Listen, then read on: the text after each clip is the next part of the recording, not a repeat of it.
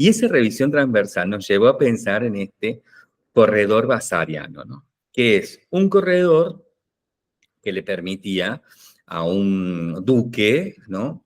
A un mandatario, digamos, florentino, en aquel momento, ¿no? Muy ligado, digamos, a toda una zona, a un área muy poderosa, italiana y europea, ¿no? Eh, Le permitía pasar de un lugar a otro a través del río sin pisar la tierra, digamos, ¿no? ¿Por qué? Porque básicamente había una situación de enfrentamiento del poder que esta persona representaba con el pueblo, con la gente que vivía en Florencia y toda esa zona, digamos que la Toscana. Había un fuertísimo enfrentamiento, entonces este señor poderoso, que tenía el poder sobre esta área, corría riesgo su vida, corría riesgo la vida de su familia y tal. Y por una razón que cuando ahí está el corredor basariano, que le falta una partecita que es que une con el otro palacio, ahí seguro que va a aparecer en alguna imagen. Eh, Resulta que este señor estaba cuando empieza, digamos, su mandato, ¿no? Cuando empieza a ser este gobernante, ahí está, perfecto, hermosísima esa imagen, mira. Él estaba aquí donde dice Palazzo Vecchio, donde está, acá dice ahí, ¿no? Palacio Vecchio, ahí está, perfecto. En este Palacio Vecchio es donde vivía, ¿no? El mandatario que habitaba, digamos, Florencia y que era el que dominaba toda esta región, ¿no? El que era el encargado de la administración de toda esta región. En este caso, este señor se casa con una señora, una mujer que no le gustaba este palacio, ¿no? El Palacio Vecchio. Que el Palacio Vecchio, para quienes conocen Florencia y para quienes no, lo recordamos, es el palacio donde está afuera, digamos, del palacio, hay una especie de plaza, un gran atrio, digamos, donde hay unas esculturas muy increíbles y alucinantes, y donde estaba originalmente el David, que hoy por hoy es una réplica exacta, ¿no? Porque, bueno, después el David original lo llevaron adentro del palacio, de la Galería de los Ofici, ¿no? Eh, en fin, este lugar era donde tenía que vivir este mandatario con su familia. Pero su esposa dice, no, este palacio, el Palacio Vecchio, es muy feo, es antiguo, es incómodo, quiero que nos vayamos a vivir a otro lado. Entonces, del otro lado del río estaba este Palacio Pitti, que lo ven ahí, señalalo por fin, Carlos, si lo podés, con el Palacio Pitti era un palacio precioso, que era un palacio muy, muy guapo, ya de otro estilo moderno, muy alucinante, digamos, ¿no? Que estaba al gusto de esta señora, ¿no? Que era la esposa de este mandatario. Digo mandatario porque en realidad no sé si era duque, estoy casi seguro que era duque, pero puede que haya tenido otro no sé cómo llamarlo, otro título. Sí, título nobiliario. Bueno, en este caso, esta señora dice, bueno, yo no quiero vivir en el Palacio Vecchio, quiero vivir en otro lado. Entonces encuentran este Palacio Pitti que estaba hecho hacía poco tiempo, relativamente poco tiempo, le encanta, y lo compran y lo adquieren, digamos, y se van a vivir ahí. Pero en el transcurso de que están viviendo ahí, todo muy tranquilo, ¿no? Este señor, este mandatario, va y viene todos los días desde el Palacio Pitti hasta el Palacio Vecchio, que hay más o menos 1 kilómetro, va y viene con su gente caminando por las calles, digamos, ¿no? O en su carruaje o en caballo o lo que fuere. Pero cuando empiezan los problemas entre ese pueblo, esa gente que habitaba ahí y este mandatario, esto se empieza a hacer muy peligroso. Cada vez que caminaba había incidentes, trataban de asesinarlos, empezaban grandes peleas y enfrentamientos entre su guardia y la gente, bueno, un montón de cosas. Y así él empezó a pasar también a su propia familia, que empezó a quedar encerrada, y de hecho quedaron encerrados hasta la muerte, ¿no? En el Palacio Pitti, digamos, no se pudieron mover nunca mucho más de ahí porque el enfrentamiento fue cada vez a peor. Entonces, no obstante, este mandatario tenía que trabajar en el Palacio Vecchio, que era la fortaleza además, ¿no? Era un ámbito militar. Pero ¿cómo iba desde el Palacio Pitti hasta el Palacio Vecchio? No había forma de ir si caminar ese kilómetro implicaba que en cualquier momento lo mataban, digamos. Entonces ordenó que se construyera algún tipo de pasadizo que son típicos entre palacios y ámbitos militares de dirigencia, digamos, ¿no? De ámbitos administrativos militares. Son típicos en la gran mayoría de las ciudades, están estos pasadizos secretos que son subterráneos. Pero aquí el problema era que había que pasar por el río, ¿no? El río donde está el Ponte Vecchio. Y no se podía hacer subterráneo, o sea, se podía llegar hasta ahí, pero cruzar el río de manera subterránea en ese momento no se podía hacer. Hoy sí se podría haber hecho, ¿no? En ese momento no se podía hacer. Entonces, él contrata a Vasari, que era Giorgio Vasari, estoy diciendo bien el nombre, me parece que sí, ¿no? Bueno, un arquitecto muy famoso, que además era urbanista y que tenía como una imagen muy clara de cómo se intervenía una ciudad, ¿no? Y a nivel también de cómo se generaba el paisaje, ¿no? Recordemos que estamos en épocas, por el modo, el estilo y las formas, ¿no? Es el aura, digamos, del Renacimiento.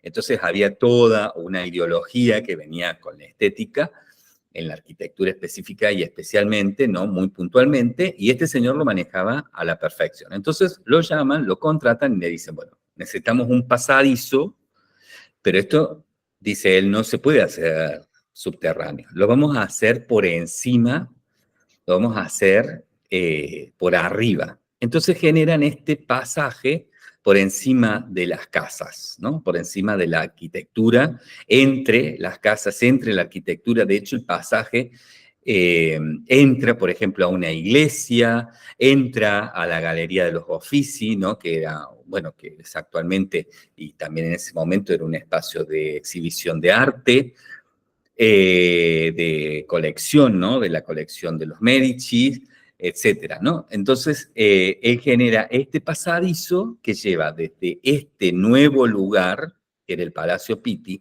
hacia el viejo lugar, de una forma secreta en donde permitía, ¿no? A este mandatario manejarse tranquilamente sin correr el riesgo de entrar en esa lucha, ¿no? De poderes y de cosas que pasaban a nivel de caminar por Florencia, ¿no? En este proceso, por supuesto, hay que pasar el río, y entonces bueno, que luego se llamó Corredor Vasari, ¿no? Como el nombre del arquitecto, pasa entonces por encima de lo que en ese momento ya en el Ponte Vecchio estaba construido, y se construye por encima este fragmento, ¿no? Que da continuidad y que permite que se pase el río y pasa por encima del Ponte Vecchio, ¿no? Entonces había una especie de constante simultaneidad de dimensiones de tiempo y espacio, ¿no? O sea, estaba la ciudad de Florencia viviendo su rutina cotidiana, y una especie de paralelo temporal y físico espacial que era este pasadizo donde las cosas sucedían sin el conocimiento de lo que estaba pasando por abajo, ¿no? Entonces por ahí arriba pasaban mandatarios, pasaban militares, pasaba este señor, pasaba su familia, iban y venían, hacían cosas, ¿no? Todo el tiempo. De hecho, bueno, hay muchísimas historias que son interesantísimas, porque este señor, este duque, o como sea que era su título nobiliario, empezó a tener alucinaciones, empezó a tener, porque casi no podía bajar, se manejaba solo desde el Palacio Pitti hasta el Palacio Vecchio a través de este pasadizo, este, de este pasaje, digamos, ¿no? Entonces empezó a tener alucinaciones, tuvieron que hacer cosas con las ventanas, se lo cubrieron con pinturas, con otros paisajes de otras regiones, a la vez él empezó a tener cierto tipo de necesidades, digamos, que se fueron cubriendo de algunas maneras, como por ejemplo que, bueno, necesitaban participar de los oficios religiosos, pero no podían ir a las iglesias porque corrían riesgos. Entonces, este pasaje, digamos, este pasadizo, pasa por una iglesia, pasa por adentro de la iglesia y ahí, en esa parte, se abre un balcón en el que se sentaban ahí arriba y participaban de la misa, de los oficios religiosos, desde el mismo pasadizo, digamos. Pasa igual, sucede igual, ocurre igual con la galería de los Uffizi, ¿no? Donde, bueno, estaba todo una serie, ¿no? De actividades en relación a las artes y a cierto tipo de coleccionismo y de poder que implicaba todo eso y tal, que tampoco podían participar porque si bajaban corrían riesgo. Entonces todo se hacía desde este pasadizo que ahí se abría a la galería de los Uffizi, ¿no?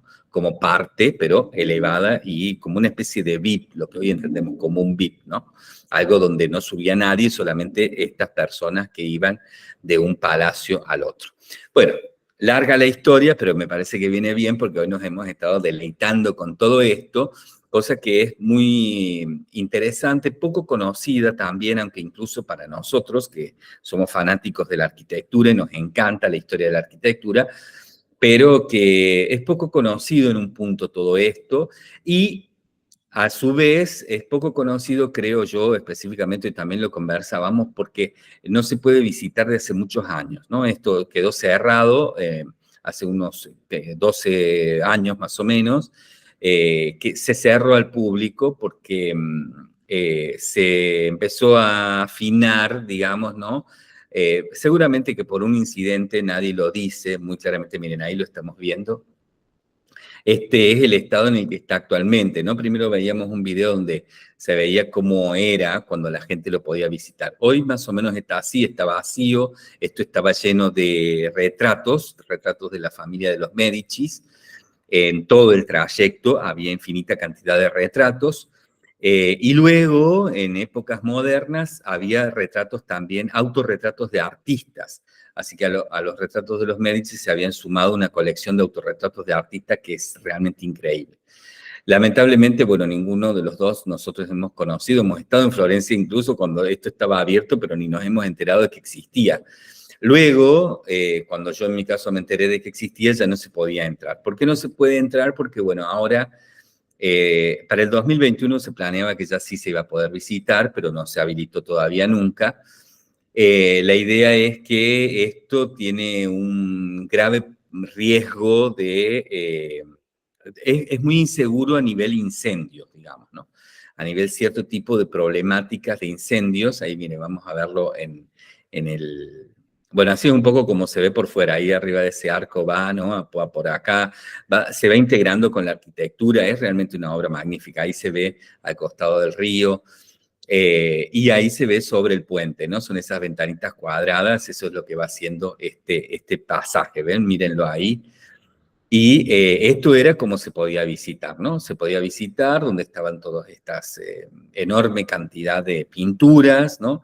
Y bueno, y esto no se puede visitar porque el área, digamos, de bomberos y la habilitación necesaria para que esto siga siendo posible de visitar no se volvió a lograr nunca.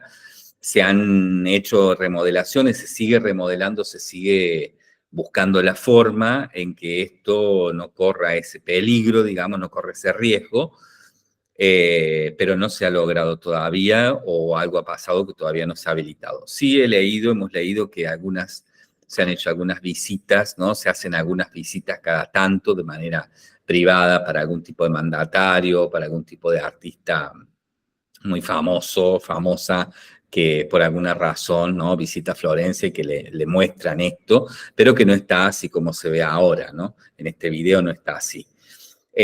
Bueno, eso es más o menos lo que hemos recabado. La verdad que tampoco es todo más una percepción que realmente datos, ¿no? Es lo que hemos ido más o menos viendo.